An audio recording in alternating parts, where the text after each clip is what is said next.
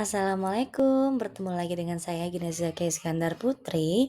Sekarang saya akan membahas mengenai analisis sistem pendidikan di ASEAN dan Asia Pasifik. Pertanyaan yang pertama itu perbandingan sistem pendidikan implementasi di SD Bhinneka versus negara ASEAN. Persamaan yang saya temukan adalah ada jenjang pendidikan dasar 6 tahun. SD Bhinneka tempat saya bekerja menerapkan struktur 6 tahun, kelas 1 sampai 6. Sama seperti di Indonesia, Malaysia, Thailand, dan Singapura yang memiliki jenjang pendidikan dasar 6 tahun. Lalu pendidikan moral dan agama terintegrasi, seperti Malaysia yang membagi pendidikan moral, Islam dan non-Islam. SD Bhinneka juga mengintegrasikan nilai-nilai Islam dalam kurikulum, tidak hanya sebagai mata pelajaran yang terpisah. Persamaan implementasi SD Bhinneka, yaitu ada kurikulum nasional dengan modifikasi. SD Bhinneka menggunakan kurikulum merdeka seperti kebijakan nasional, namun diperkaya dengan muatan lokal keislaman. Ini mirip dengan Singapura yang fleksibel dalam mengadaptasi kurikulum sesuai perkembangan.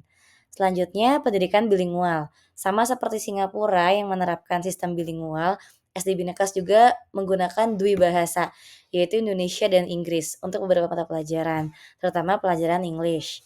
Selanjutnya manajemen berbasis sekolah atau MBS.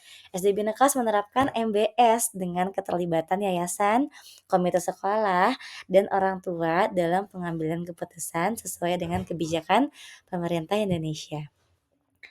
Selanjutnya perbedaan dan tantangan. Perbedaan yang saya rasakan yaitu adalah keterbatasan infrastruktur teknologi.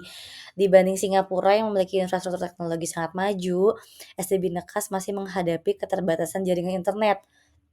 Tidak semua kelas dapat mengakses WiFi karena jarak. WiFi itu disimpan di routernya itu ada di lantai 1 dan lantai 2. Lantai 3 ini masih kesulitan nih untuk mendapatkan sinyal tersebut. Lalu selanjutnya adalah standar kompetensi guru. Thailand dan Singapura memiliki sistem pelatihan guru yang sangat terstruktur dan berkelanjutan. Di SD Bhinneka meskipun ada pelatihan, namun belum seintensif negara-negara tersebut. Selanjutnya, fokus inovasi dan kewirausahaan. Singapura sangat fokus pada aspek inovasi dan entrepreneurship sejak dini. SD Bhinneka lebih fokus pada penguatan karakter Islam dan akademik dasar. Pertanyaan yang kedua, analisis artikel pengayaan pendidikan dasar dan era pasar bebas ASEAN. Tantangan abad 21 ini di artikel menyebutkan 5 perubahan besar yang mempengaruhi pendidikan, yaitu masa hidup manusia berlipat 2, berdampak pada struktur sosial dan makna kerja. Lalu kemajuan genetika, memicu dilema etika baru yang perlu diajarkan. Selanjutnya dominasi teknologi informasi, pemilik informasi menguasai dunia. Lalu krisis ekologi, kerusakan lingkungan memerlukan pendidikan lingkungan. Lalu krisis kemanusiaan, dehumanisasi, dan kemunduran nilai-nilai. Ada kutipan, pendidikan harus mampu mengembalikan citra manusia seutuhnya di tengah kemajuan teknologi. Selanjutnya tentang MEA, Masyarakat Ekonomi ASEAN. Itu ada 4 pilar yang diberlakukan tahun 2016. Yang pertama pasar tunggal, yaitu kawasan pasar tunggal yang basis produksi internasional. Yang kedua daya saing tinggi, yaitu kawasan ekonomi kompetitif. Yang ketiga pembangunan merata, pengembangan ekonomi setara. Yang keempat integrasi global, yaitu terintegrasi dengan ekonomi dunia. Ada kutipan implikasinya yaitu persaingan bebas tenaga kerja, barang dan jasa yang siap akan menang, tuntutan kualitas SDM semakin tinggi. Selanjutnya perubahan kondisi anak didik. Anak didik masa kini dan versus dulu. Kalau masa lalu atau dulu minim informasi, mudah diduduk maniskan, lalu guru sebagai satu-satunya sumber ilmu dan belum kritis. Namun untuk anak masa kini banyak sumber informasi seperti TV, internet, dan handphone, lebih kritis dan questioning, sudah belajar sebelum sekolah dan terpapar budaya global.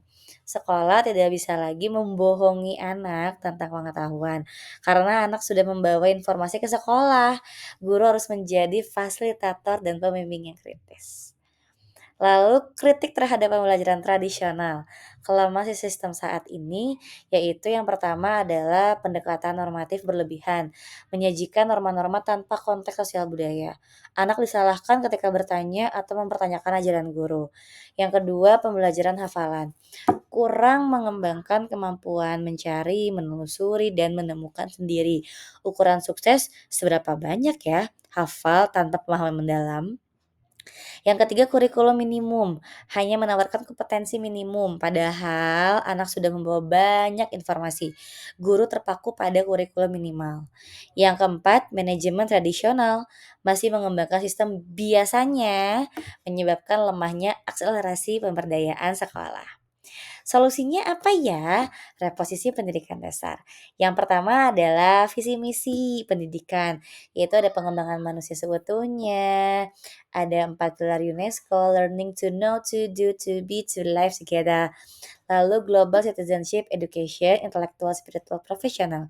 Setelah itu ada kurikulum berbasis kebutuhan masyarakat abad 21, menyediakan pendidikan, kendali krisis seperti karakter, moral, dan agama. Lalu pembelajaran aktif, kreatif, student active learning, guru sebagai model, teori realitas, unifikasi berbagai disiplin ilmu, pembelajaran futuristik, mengimajinasikan masa depan. Lalu ada 7 prinsip efektif yaitu motivasi, pengalaman nyata, refleksi, penguasaan materi, pendekatan menyenangkan, kolaborasi, aktivitas. Lalu pengembangan SDM ya. Selanjutnya solusi manajemen pos birokrasi. Transportasi dari birokrasi ke pos birokrasi. Nah, lama itu birokrasi ada unplanned, ada eh, inefisien, ada centralist, ada autocratic, ada individualis, ada top down, ada closed system.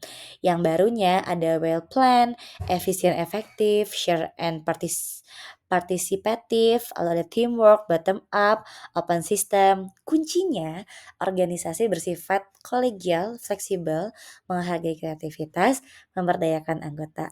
Staff adalah stakeholders, bukan buruh. Keterlibatan masyarakat sangat penting. Pertanyaan ketiga, kaitan video dengan modul 6 Introduction to Asian Education. Ringkasan video dari YouTube-nya yaitu menampilkan gambaran umum tentang sistem pendidikan di negara-negara ASEAN, keberagaman sistem, serta upaya harmonisasi pendidikan regional.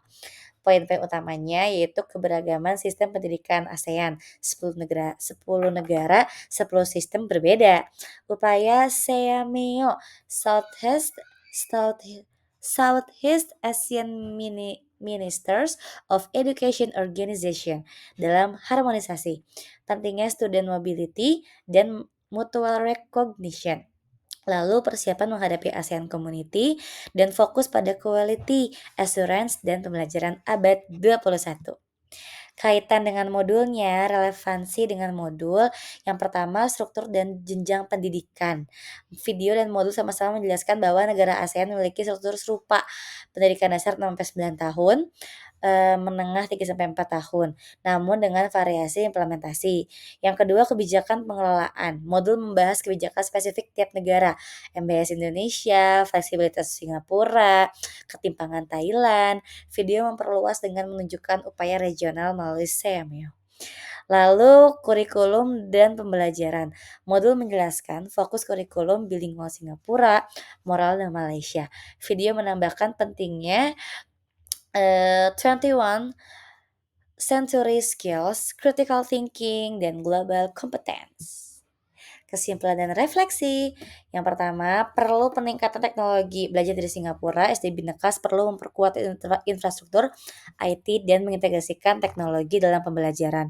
Yang kedua, pembelajaran aktif kreatif, mengurangi pendekatan hafalan, lebih ke student center learning, critical thinking, dan problem solving. Yang ketiga, pengembangan guru berkelanjutan. Perlu program pelatihan guru yang sistematis dan kontinu seperti di negara ASEAN yang maju. Yang keempat, balance spiritual dan kompetensi global, mempertahankan keunggulan pendidikan Islam sambil mempersiapkan siswa menghadapi kompetensi global, Maya. Sekian dan terima kasih.